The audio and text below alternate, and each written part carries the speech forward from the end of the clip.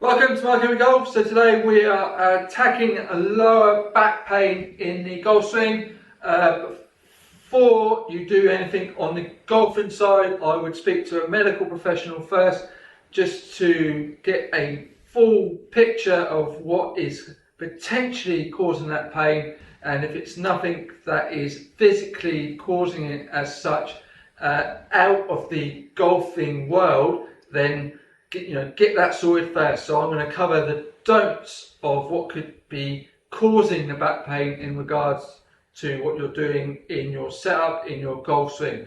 So right, let's get stuck in and try and get rid of that back pain. Right, first of all, the general lower back pain is caused because it's a victim of a mobility problem in regards to, say, the upper back is a mobile joint, and say that comes a bit restricted. The lower back is a stable joint, so the lower back is back and forward.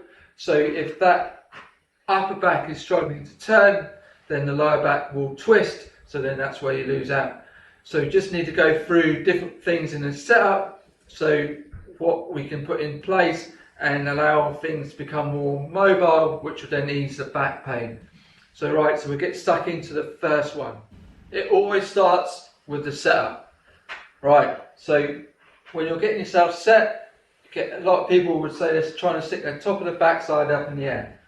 So if you're arching that lower back, so you're really pointing that belt buckle to the ground, and then you've got an S posture, so there's an arch here, you're basically, one, your lower back's not going to enjoy that. Number two, your ball and socket joint for your hip is then going to get smaller, then it's difficult to rotate. So that's a big no. So if you are deliberately arching that lower back, which I get a lot of people try and do that, we've just got to dismiss that. Don't do that. So just put your hands on your quads and just stay nice and upright. Push your chair away, allow the quads to come down. Then you have an arched lower back, and then just take your hands off naturally, and that's where you should be stood. You don't need to be trying to arch that lower back.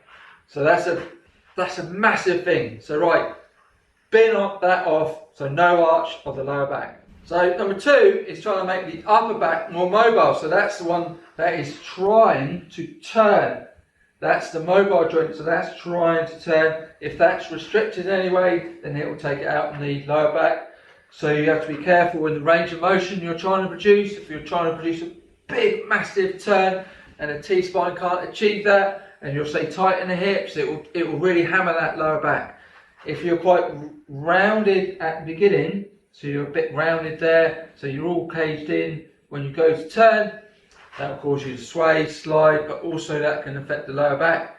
So just a simple stretch with an exercise band, get yourself opened up, so across your chest.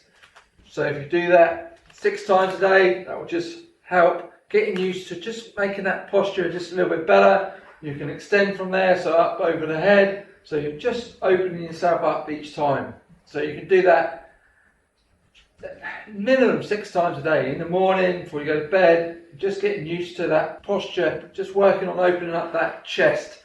So when you're stood to that ball, we're not crowded. We're trying to just open yourself up, feel slight squeeze of the shoulder blades, but quite subtle. You're not trying to put yourself under a massive amount of tension.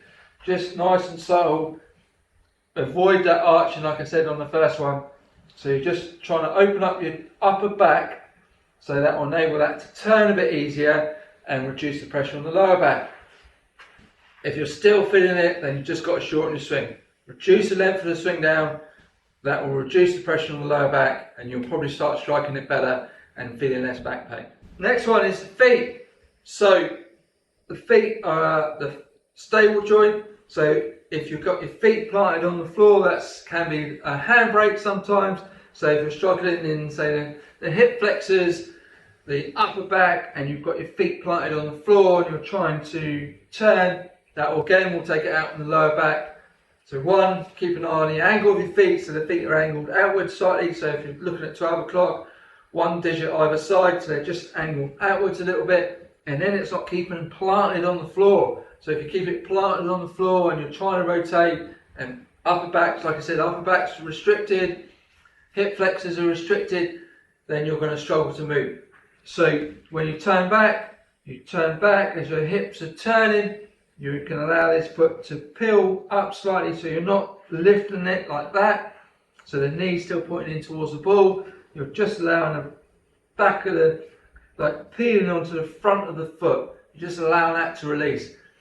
That will take the handbrake off.